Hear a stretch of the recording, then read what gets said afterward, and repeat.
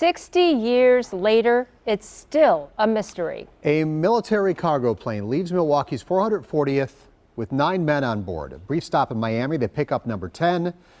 The plane takes off again and never arrives at its destination in Grand Turks. It disappeared flying over the infamous Bermuda Triangle. Tonight in a Lighthouse story, our Charles Benson talks with the pilot's son, Mark, who has one question after all these years and looks at the letters his mother Dorothy wrote to then Senator Robert Kennedy seeking answers. Plus, the lasting memory Mark has of his parents that brings him peace. I just put it up here yesterday. Memories of Mark's father, Louis Giuntoli, can be found in boxes. Of course. His decorated medals from serving in World War II and the Korean War, and vintage photo slides of a fighter pilot who loved to fly. My dad was not a fly by his pants type of pilot.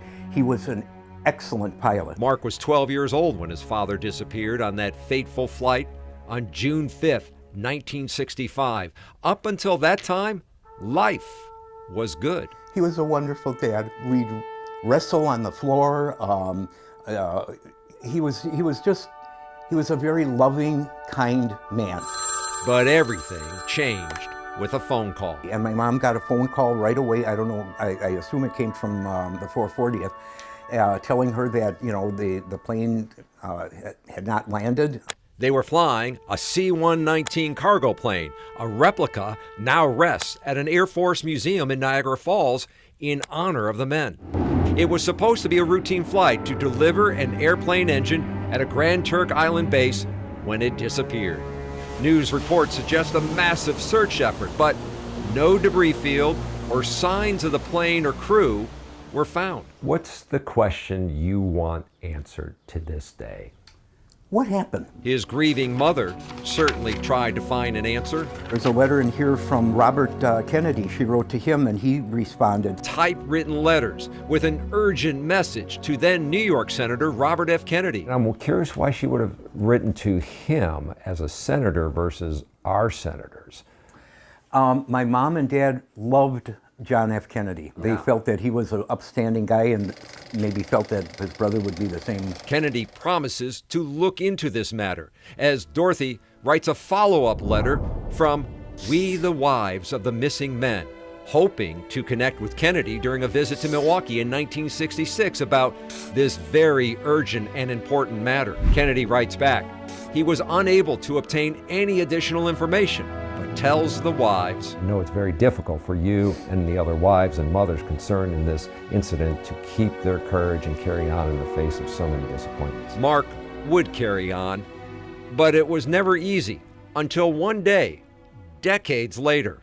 After all of those years growing up without his father, Mark had this headstone made that gives him peace of mind today with the inscription, Sky Dancers in Heaven, after seeing what he calls a vision when his mother passed away. And I happened to look up at the sky and I saw my mom and dad. They were ballroom dancing up in the sky. My mom was beautiful. Did that give you the peace you had been seeking? Absolutely, 100%. I knew at that point they wanted me and God wanted me to see that they were safe, they were together, and that they were happy. And that gave me so much peace of mind.